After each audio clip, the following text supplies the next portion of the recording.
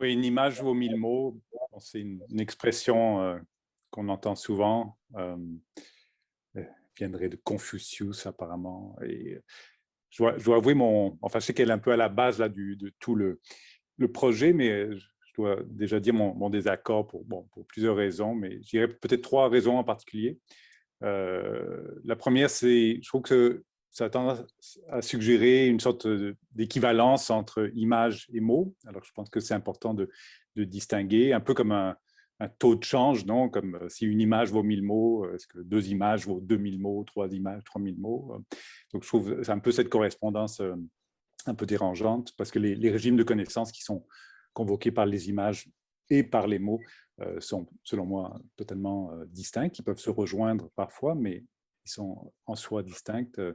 Ils font pas, les mots et les images ne font pas appel aux mêmes dimensions, notre intelligence, de notre sensibilité. La deuxième raison, ce serait que l'expression a tendance à suggérer qu'avec seulement des images et donc une sorte d'économie de moyens, finalement, on pourrait se passer de mots. Je crois que ça peut être perçu comme un encouragement à appauvrir le langage, et ça serait dommage.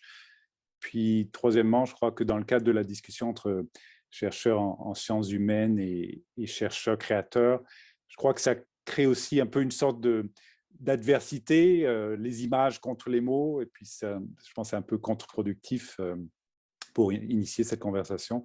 Je pense non seulement il faudrait désamorcer cette comparaison, mais plutôt suggérer que l'association des mots et des images est supérieure à la somme de leur addition.